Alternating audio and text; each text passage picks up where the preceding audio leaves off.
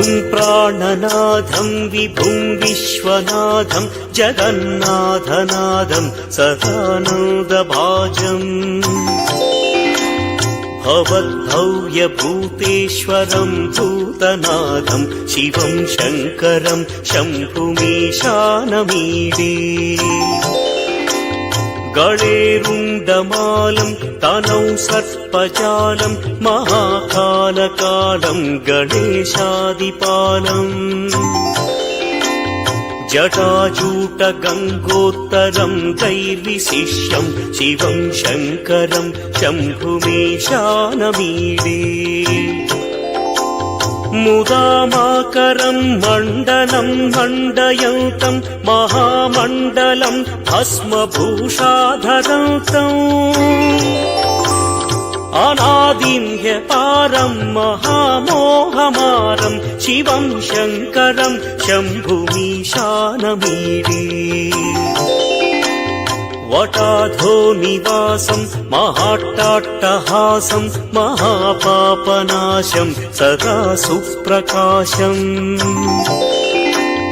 गिरीशं गणेशं सुरेशं महेशं शिवं शङ्करं शम्भुमीशानमीडे गिरीन्द्रात्मजा सङ्गृहीतार्धदेहं गिरौ संस्थितं सर्वदा पन्नगेहम् परब्रह्म ब्रह्मादिभिर्वन्द्यमानं शिवं शङ्करं शम्भुमीशानमीडे कपालं त्रिशूलं कराभ्यां दधानं पदां भोजनं राय कामो दधानम् बलिवर्धयानं सुराणां प्रधानं शिवं शङ्करं शम्भुमीशानमीडे शरच्चन्द्रगात्रं गणानन्दपात्रं त्रिनेत्रं पवित्रं धनेशस्य मित्रम् अपर्णाकळत्रं सदा सच्चरित्रं शिवं शङ्करं शम्भुमीशानमीडे हरं सर्पहारं चिताभूविहारं भवं वेदसारं सदा निर्विकारम् श्मशाने वसन्तं मनोजं दहन्तं शिवं शङ्करं शम्भुमीशानमीडे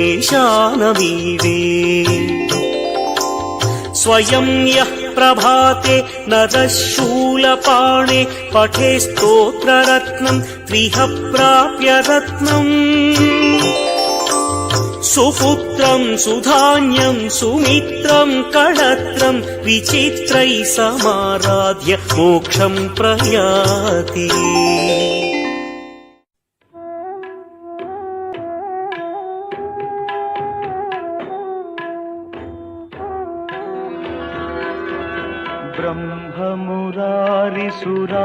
ब्रह्ममुरारिसुरार्चितलिङ्गं निर्मलभासितशोभितलिङ्गम् जन्मजदुःखविनाशकलिङ्गं तत्प्रणमामि सदा शिवलिङ्गम् देवमुनिप्रवरार्चितलिङ्गं कामदहन करुणाकरलिङ्गम्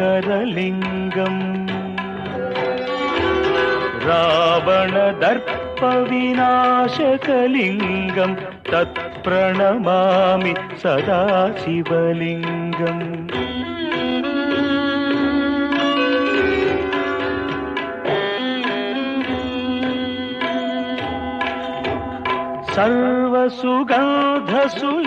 सर्वसुगन्धसुलेपितलिङ्गं बुद्धिविवर्धनकारणलिङ्गं सिद्धसुरासुरवन्दितलिङ्गं तत्प्रणमामि सदा शिवलिङ्गं कनकमहामणिभूषितलिङ्गं फणिपतिवेष्टितशोभितलिङ्गम्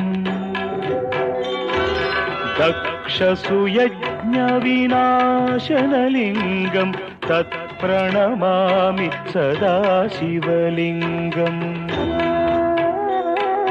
कुङ्कुमचन्दनलेपितलिङ्गं पङ्कजहार सुशोभितलिङ्गम्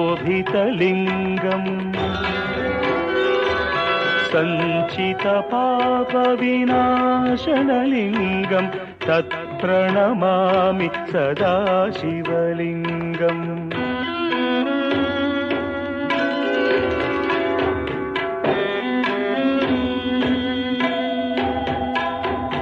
देवगणार्चितसेवितलिङ्गं भावैर्भक्तिभिरेव च लिङ्गं दिनकरकोटिप्रभाकरलिङ्गं तत्प्रणमामि सदा शिवलिङ्गम् अष्टदलोपरिवेष्टितलिङ्गं सर्वसमुद्भवकारणलिङ्गम्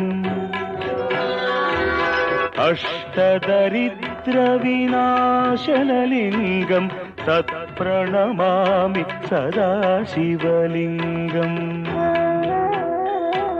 सुरगुरुसुरवरपूजितलिङ्गं सुरवनपुष्प सदार्चितलिङ्गम्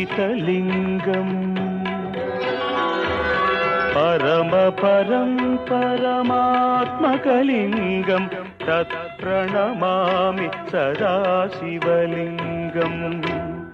लिङ्गाष्टकमिदं पुण्यं यः पठेच्छिवसन्निधौ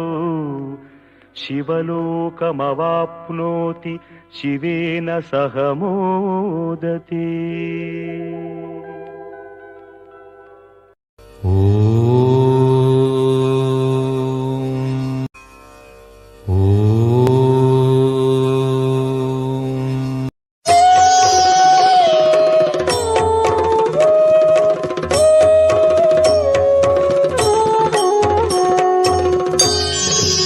त्रिदलं त्रिगुणाकारं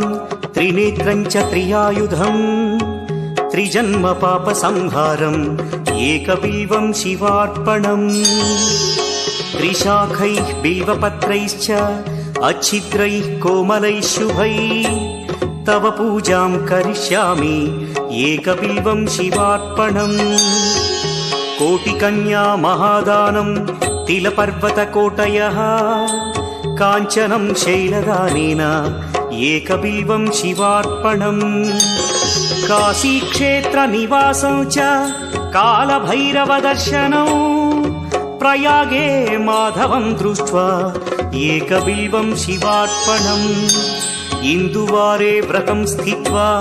निराहारो महेश्वर नक्तं हौष्यामि देवेश एकबिल्वं शिवार्पणम् रामलिङ्गप्रतिष्ठा च वैवाहिककृतं तथा तटाकादि च सन्तानम् एकबिल्वं शिवार्पणम्